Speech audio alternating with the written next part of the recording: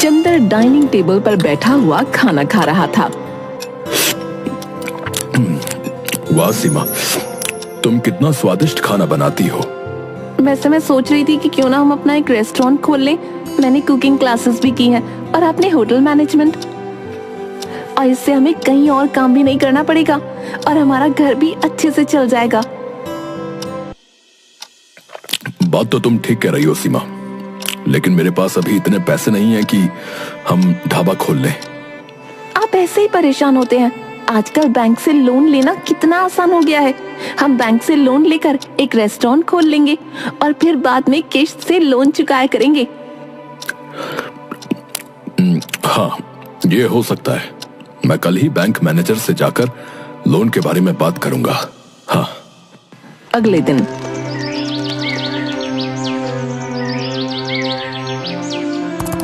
नमस्ते मैनेजर साहब, मुझे एक ढाबा खोलने के लिए बैंक से लोन लेना था। जी जी बिल्कुल, लेकिन उसके लिए आपको कुछ फॉर्मेलिटी करनी पड़ेंगी। आप ये फॉर्म भर दीजिए।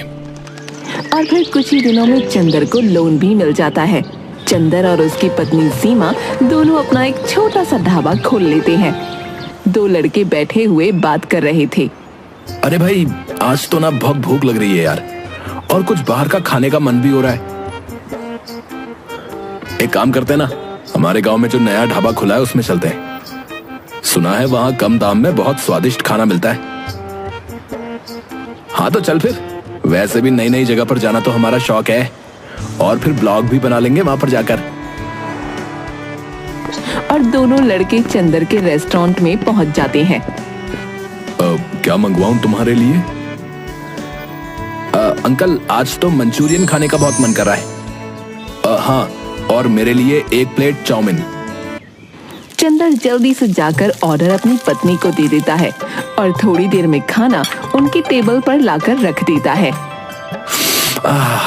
वाह अंकल, कितनी अच्छी खुशबू आ रही है। इससे तो भूख और भी बढ़ गई। और फिर अपने फोन को निकालकर फोटो खींच लेता है।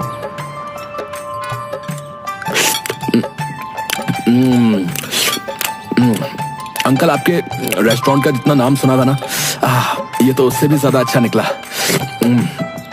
अब हम बार बार यहीं पर खाना खाने आएंगे। हाँ हाँ अंकल, सच में इतने कम दाम में तो सिर्फ आप ही के यहाँ पर खाना मिलता है। हाँ। दोनों लड़कों की बात सुनकर चंदर खुश हो जाता है।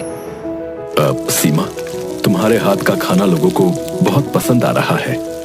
चलो अच्छा है, हमारा रेस्टोरेंट जल्दी जल्दी चलने लगे, फिर हमें बैंक की किस्त भी तो भरनी है। हाँ, सो तो है। रात को घर जाकर चंदर दौड़ा हुआ घर में आता है। सीमा, सीमा, ये देखो, वो जो लड़के आज रेस्टोरेंट में आए थे ना, जिन्होंने चाउमीन और मंचूरियन मांगा था, देखो उन्होंने हमारे रेस्टोरेंट का ब्लॉग बनाया भाई, और उस पर बहुत अच्छे अच्छे कमेंट भी आए हैं। देखो देखो। वाह, ये तो बहुत अच्छी बात है। इससे तो हमारे रेस्टोरेंट की पब्लिसिटी भी अच्छी हो जाएगी। और ये देखो, उन्होंने हमारे रेस्टोरेंट को 5 स्टार रेटिंग भी दी है। कुछ दिन बाद, चंदर, हमें बैंक की इस महीने की किस्त देनी थी ना, तुम कल ही जाकर किस्त दे आना। चंदर कुछ कहता उसके पहले ही उसका फोन बजता है। हेलो पिताजी, मैं बबलू बोल रहा हूँ। अरे हाँ हाँ बबलू, बोल, क्या हाल चाल है और कैसी चल रही है तुम्हारी पढ़ाई? पिताजी, पढ़ाई तो अच्छी चल रही है, लेकिन मेरे कॉलेज की फीस की ना इंस्टॉलमेंट भरनी थी। 2 दिन के अंदर मेरे कॉलेज की फीस भरनी थी और बहुत जरूरी है। अगर फीस नहीं भरी तो मेरा पूरा साल बर्बाद हो जाएगा। चंदर कुछ सोचकर हिचकिचाता है। तभी सीमा उसके हाथ पर हाथ रखती है और आंखों से हाँ का इशारा करती है। अब पैसे पहुंचवा दूंगा बेटा मैं। सीमा, अब हम क्या करेंगे? बबलू की फीस जमा करना बहुत जरूरी है, पर बैंक की किश्त भरना भी तो जरूरी है। आप परेशान मत होइए, बैंक मैनेजर से बात कर लेना, वो बहुत भले आदमी हैं, वो जरूर आपकी स्थिति को समझेंगे। ठीक है, मैं आज शाम को रेस्टोरेंट से जाकर शशिकांत भाई साहब से बात करूंगा। फिर सीमा और चंदर दोनों रेस्टोरेंट चले जाते हैं। आज रेस्टोरेंट के सामने एक गाड़ी आकर रुकती है। उसमें से कोई और नहीं बल्कि शशिकांत अपने बीवी बच्चों के साथ उतरता है। अरे मैनेजर साहब, मैं आज आपके ही पास आने वाला था। अरे चंदर, बातें छोड़ो, अभी बहुत जोर से भूख लग रही है, कुछ खाने के लिए बढ़िया सा ले आओ। थोड़ी ही देर में चंदर उन्हें जो भी चाहिए वो सर्व कर देता है। शशिकांत की पत्नी पारो, अरे वाह भाई साहब, आपके यहाँ का मटर पनीर तो सच में बहुत स्वादिष्ट है। आज पता चला कि लोग इतनी तारीफ क्यों करते हैं आपके रेस्टोरेंट की। पापा, मुझे आइसक्रीम भी खानी है। हाँ हाँ बेटा, मैं अभी तुम्हारे लिए आइसक्रीम लेकर आता हूँ। अच्छा हाँ भाई, अब बताओ कि क्या बात करनी थी तुम्हें मुझसे। वो मैनेजर साहब, इस बार मैं किश्त नहीं दे पाऊंगा। वो क्या है ना, मैंने पैसे तो जमा कर दिए थे, लेकिन मेरे बेटे बबलू की कॉलेज की फीस जमा करना बहुत जरूरी था, नहीं तो उसका पूरा साल बर्बाद हो जाता। इसलिए वो पैसे मैंने उसे दे दिए। अरे कोई बात नहीं भाई, वैसे भी तुम कहां भागे जा रहे हो, और किश्त की जगह तुम हर रोज मुझे अपने रेस्टोरेंट का खाना खिला देना भाई, ठीक है? फिर चंदर और सीमा दोनों हाथ जोड़कर शशिकांत और उसके परिवार को विदा कर देते हैं। आप हर किसी से किस्त समय पर लेते हैं, लेकिन चंदर से क्यों नहीं? चंदर बहुत ही ईमानदार आदमी है, मुझे पूरा भरोसा है कि वो अपनी किश्त जमा कर देगा।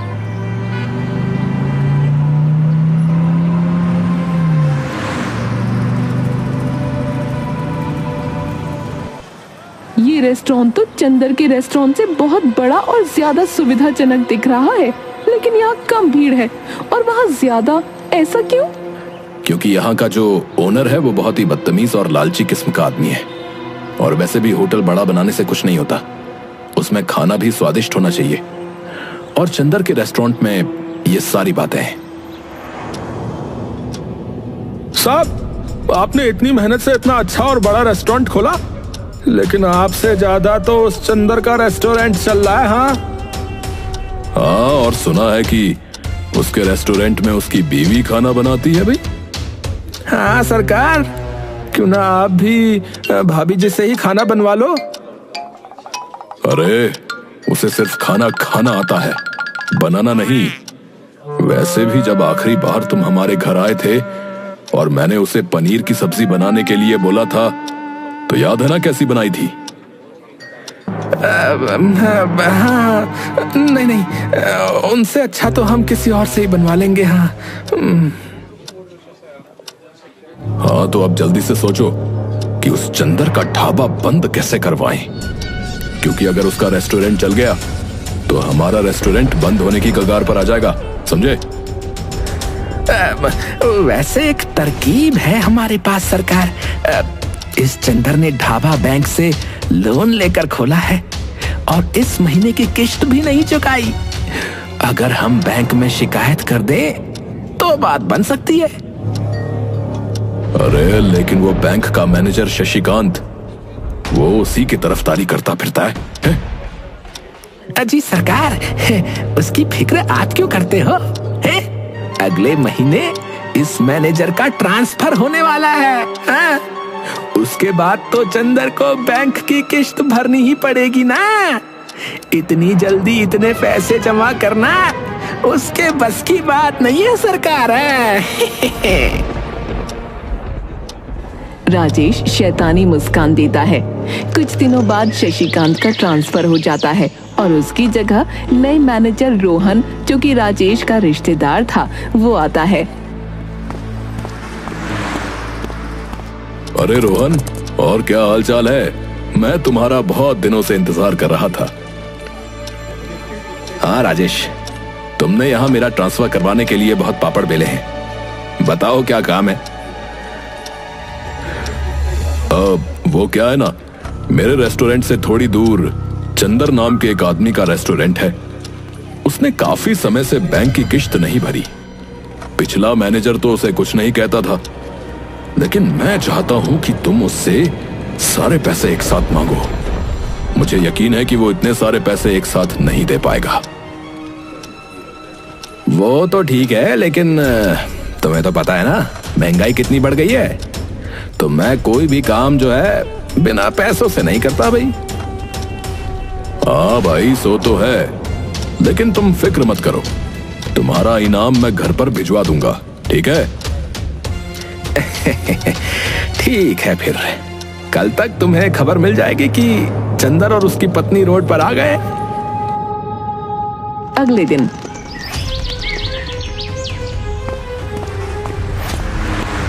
सुनिए, क्या आप ही चंदर हो? जी साहब। देखिए, मैंने आपकी फाइल अच्छे से देखी तो मुझे पता चला कि आपने काफी टाइम से बैंक का इंस्टॉलमेंट नहीं दिया है। अगर कल तक तुमने इंस्टॉलमेंट के सारे पैसे एक साथ जमा नहीं किए ना, तो तुम्हारे रेस्टोरेंट को हम जब्त कर लेंगे भाई। लेकिन साहब, मैं एक साथ इतने सारे पैसे कहां से लाऊंगा? थोड़ा सा वक्त दे दीजिए। रोहन बिना कुछ कहे सुने वहां से निकल जाता है। ये तो बड़ी मुसीबत की बात हो गई। एक ही दिन में इतने सारे पैसों का इंतजाम कैसे करेंगे? अगले दिन रोहन फिर से चंदर और सीमा के रेस्टोरेंट पर जाता है। हाँ जी, तो फिर हुआ पैसों का इंतजाम? नहीं मैनेजर साहब, आप मुझे बस एक हफ्ते का वक्त दे दीजिए।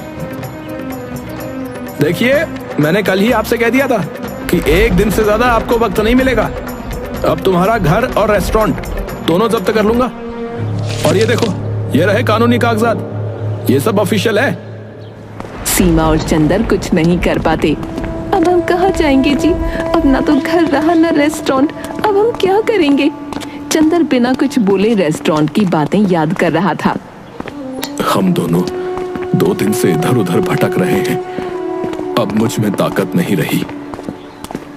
और एक जगह पर बैठ जाते हैं। तभी पीछे से एक आवाज आती है जो कि बबलू की थी। पिताजी, आपकी ये हालत कैसे हुई? मैं घर और रेस्टोरेंट दोनों जगह गया, लेकिन मुझे पता चला कि बैंक ने हमारा घर और रेस्टोरेंट दोनों जब्त कर लिए। फिर चंदर बबलू को सारी बातें बताता है।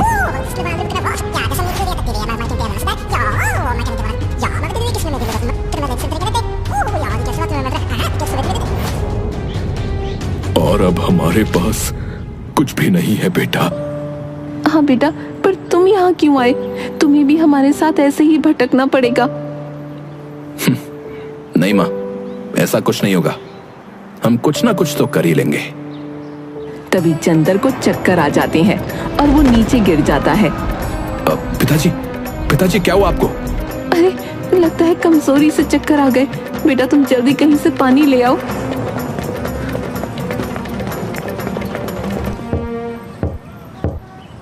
अरे दादा, थोड़ा पानी दे दो, वो मेरे पिताजी बेहोश हो गए। आदमी जल्दी से उसे एक लोटे में पानी दे देता है और बबलू चंदर को पानी पिलाकर एक जगह बैठा देता है। पिताजी, अब आप ठीक हैं? चंदर हाँ में सिर हिला देता है। माँ, मैं ये लोटा देकर आता हूँ। बबलू फिर उस घर में जाता है और लोटा दे देता है। तभी उसकी नजर एक ट्रक पर पड़ती है। अरे काका, ये ट्रक ऐसे ही क्यों पड़ा हुआ है? अरे खटारा है भाई, भंगार में बेचना है हमें।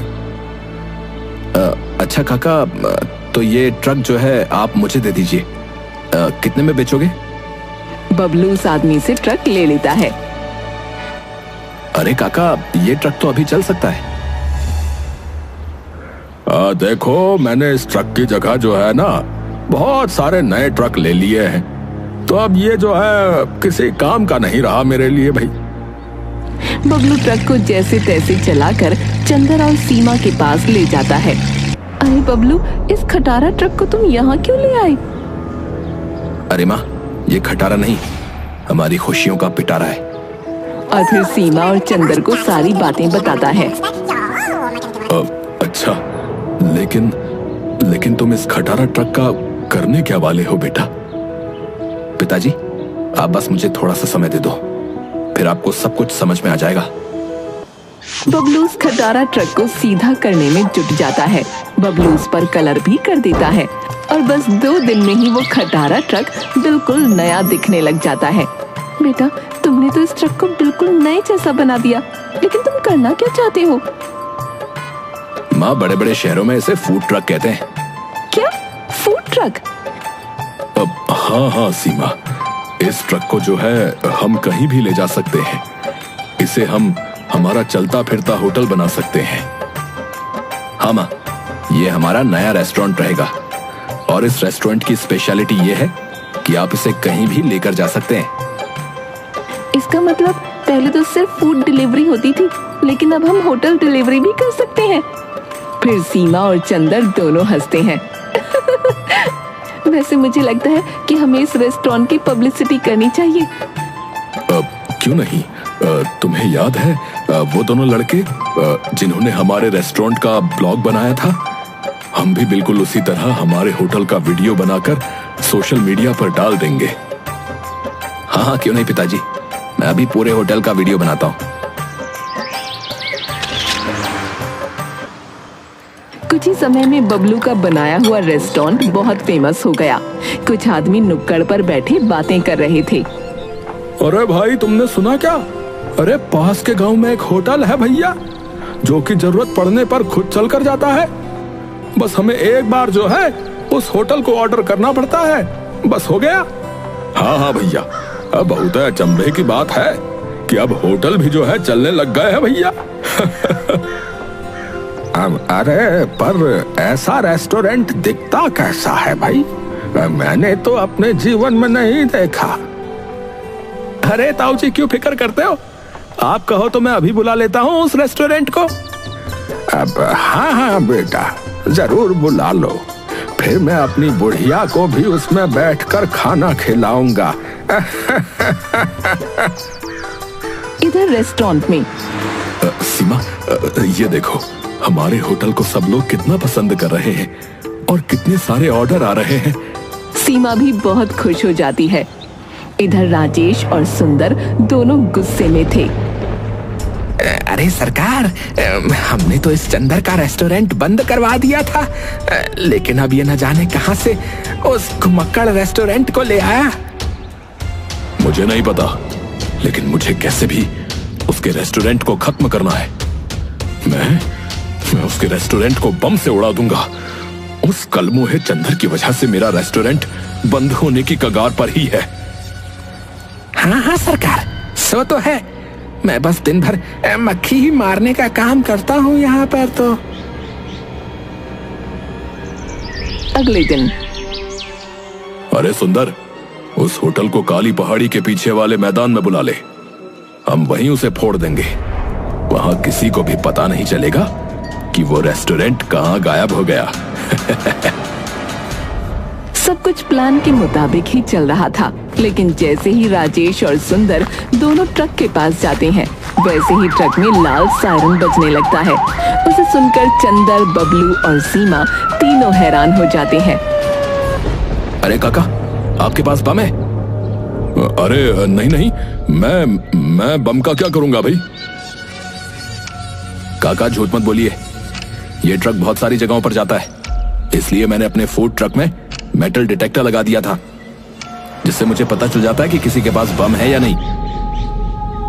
अच्छा, तो तुम्ही ने हमारे रेस्टोरेंट और घर को जब्त करवाया होगा और अब इस घुमक्कड़ रेस्टोरेंट को भी उड़ाना चाहते थे।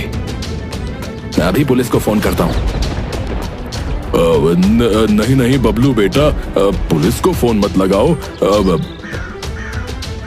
लेकिन तुम मेरे छोटे से रेस्टोरेंट को क्यों खत्म करना चाहते हो? वैसे भी तुम्हारा कितना बड़ा रेस्टोरेंट है। तुम्हारा रेस्टोरेंट खुलने के बाद तो मेरा रेस्टोरेंट बंद होने की कगार पर आ गया था, इसीलिए मैंने तुम्हारे साथ ये सब किया था। मैं रोहन को कहकर फिर से तुम्हारा घर और रेस्टोरेंट छुड़वा दूंगा, लेकिन तुम पुलिस को फोन मत लगाओ बेटा। अरे चाचा, वो तो मैं भी करवा सकता हूँ। बबलू पुलिस को फोन लगाकर सारी बातें बता देता है। थोड़ी देर में पुलिस वहां जाकर राजेश और सुंदर को पकड़कर जेल में बंद कर देती है और बबलू अपना पुराना रेस्टोरेंट और घर दोनों छुड़वा लेता है। वाह बेटा, मुझे तुम पर गर्व है। तुमने सच में हमारा नाम रोशन कर दिया। आज तुम्हारी वजह से हमें हमारा पुराना घर और रेस्टोरेंट दोनों मिल गए और ये घुमक्कड़ रेस्टोरेंट भी। माँ, पिताजी, वैसे मुझे फिर से जाना होगा। मैं थोड़े ही दिन की छुट्टियों में आया था। बबलू वहां से चला जाता है।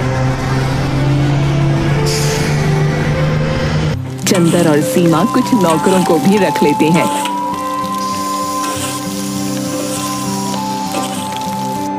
और फूड ट्रक के साथ साथ पुराने रेस्टोरेंट को भी चलाते हैं।